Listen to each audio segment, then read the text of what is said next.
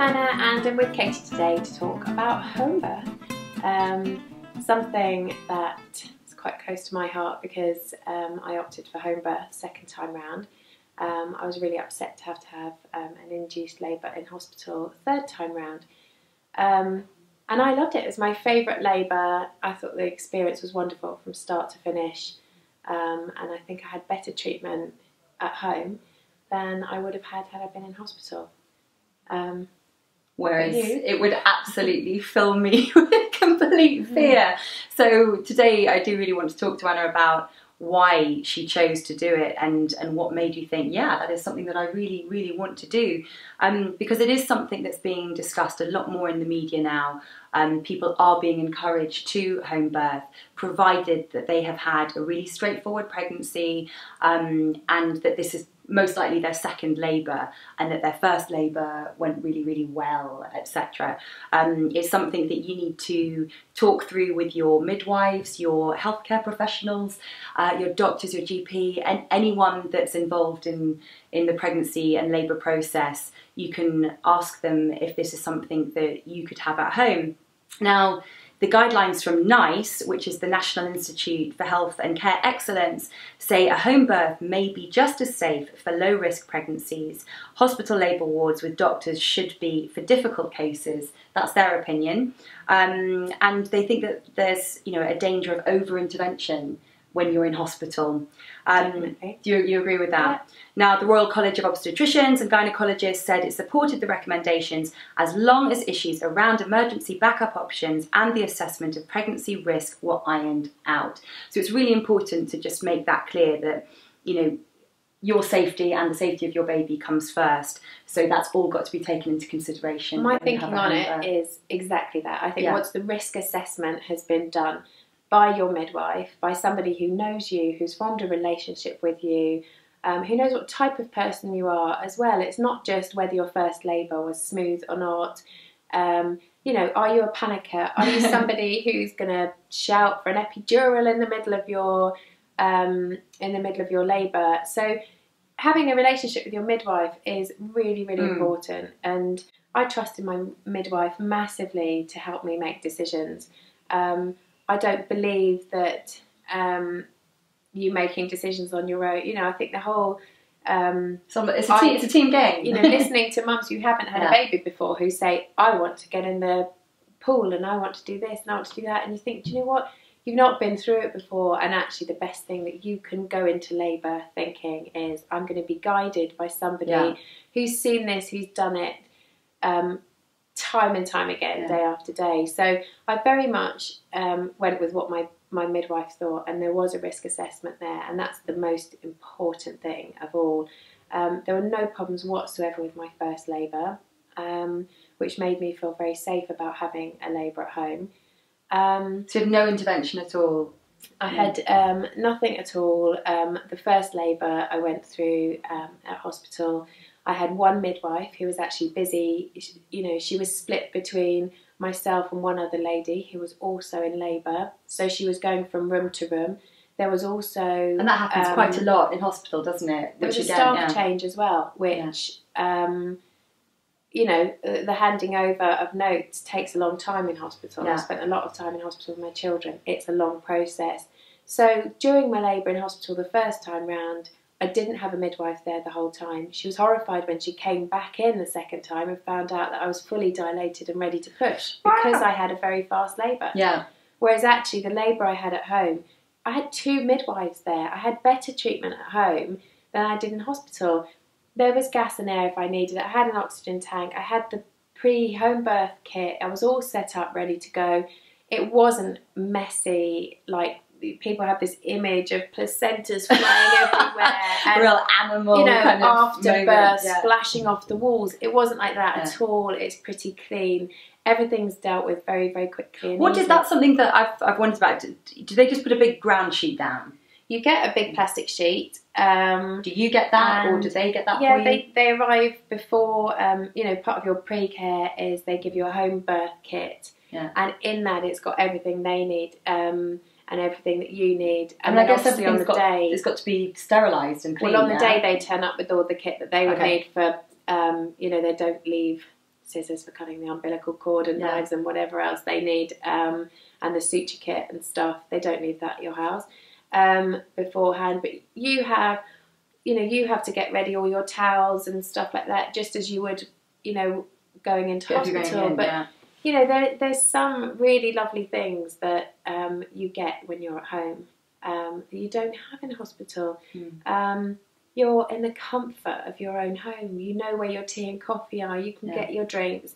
You don't have to pack this crazy suitcase with DVDs and aromatherapy candles and stuff, because you're at home. The most lovely thing about having a home birth is when you've had your baby and you've had your stitches, and then you can have your shower in your own shower, and then get into your own bed and lie with your baby on the pillow next to you and have a sleep together. It's beautiful.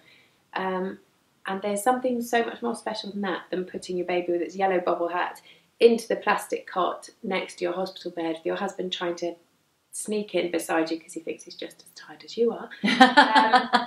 And you miss that. And I went and used the shower in hospital, and it was just disgusting. I just wanted to cut all of that out, and it was wonderful. It was really, really lovely being at home.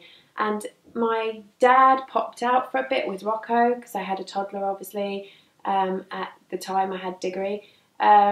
He popped out for a bit, and they came back just after the baby had come out. My mum rushed home. She was there in the room at the same time. So I had 2 midwives, my husband, my mum, and then my son came home straight after. I got my own shower and into my own bed. It was a beautiful experience, and I didn't even have any gas and air. But you could have done, couldn't you? Afterwards. That's when I had an argument with my husband over what to do, because it was afterwards that I went into shock. It was a super fast labour. And it was a couple of hours, wasn't it? Diggory came out in an hour and a half. And he was quite a big boy, wasn't he? £9.5 Diggory was. It was big baby, quick labour, but lots of stitches. Yeah, quite a few stitches. But yeah, it was a fantastic experience. Afterwards, my body went into complete shock because it had been so fast, and that's when I asked for the gas and air. And I was probably told by my husband I'd done all the hard work, and surely I didn't need the gas and air after labour. Isn't it nice to be told by that from somebody that hasn't got a clue? The thing that scares me is that something might go wrong, because in my labour, something could have gone wrong. I don't know how close we were to it being really bad, but the red button had to be hit. But that, again, to pick up on that point there, I think that is one of the things that being in a hospital kind of does as well. I think there's a lot more situations where, and this is quite a controversial thing to say, women end up having a C-section and possibly don't need to have that C-section. There's a lot of medical intervention in a lot of cases that I don't necessarily think needed. But for me, I did like knowing that suddenly the room was filled with lots of people and everyone was checking everything, and I knew that if something was going wrong, they were dealing with it. Yeah, there's another big factor in my thinking before I decided to have a home birth, and that was I've been in and out of hospital with my oldest, with Rocco. We've called an ambulance out, I would say probably about 13, 14 times to the house. And I know how fast an ambulance gets to the house with trained medics on it. I know how fast you can get from my house to the local hospital. It's really fast. But that's here. That's in some areas they're not as lucky, and that's something that and that's also an experience that a lot of people haven't had, and that gave me peace of mind. I have been in an ambulance and been to that hospital so many times, so I know that if there was a problem, I'd be in the hospital within minutes. What would you say to somebody that was considering it? If you've had a great experience with no problems, then go for it, because the care that you have at home is fantastic, and it is a wonderful, wonderful experience. I can't fault home birth. But I would say if you're a nervous person, if you have experienced any problems, then maybe you would feel more comfortable with a team of doctors around you. The thing is, in this country, is that midwives are you know, so experienced and so highly trained. Oh, my midwives were incredible. I wanted to marry them all by the end of the night. There are a lot of countries where the midwife isn't. The midwife is just somebody who would deliver your baby and be a second pair of hands, and the doctor does all the other stuff. But midwives can cut the cord. They can, you know, they can deal with any problems with you. They can deal with a lot. They're massively trained in this country. And I had 2 of those people in the room with me. And yes, I was very happy to put my life and my baby's life in their hands. I know that if the umbilical cord was caught around my baby's neck, 2 midwives could deal with that situation. And possibly in another country where midwives don't have the same training as they do in the UK, you would feel differently about it. And I certainly think if you had problems or any nerves about it, you're possibly not the person to go through with it. Because the last thing you want in the middle of labour is to worry about something that other than getting this baby out of your body. And you've got one job to do. You know, and that's what my mum said to me through every labour. You have got a job to do, get this baby out. And, you know, and at the end of the day, you've just got to be in the most comfortable environment for you. Be that hospital ward, be that under loads of drugs, be that in a field. Whatever works for you. You know, it really is such a personal thing. And, you've got hundreds of and every birth is different as well, so you can't always just go, oh yeah, you know, I've done it and I'm an expert at it now. The next labour could be so different, so it is really important to have, you know, the people that really know what they're doing there. You know, midwives don't get paid enough, if you ask me. No, they don't at all, and you know, they are the professional and you are not. Exactly. You might have been through it once or twice. That doesn't make you a professional. And in my opinion, you shouldn't be the one making the decisions. You need someone that's clear-minded and not, that's just focused and not sort of wailing around and mooing like a cow. That's your midwife. I know. Where's the banner? Yay for the midwife! Let's have a round of applause for the midwife. Well, I think that's, you know, a fantastic experience that you've had, and even though it may not be for me, I hope that it might have helped anybody watching this video, maybe to make it a little bit more clearer for them. So thank you for sharing. We'll see you next time. Bye.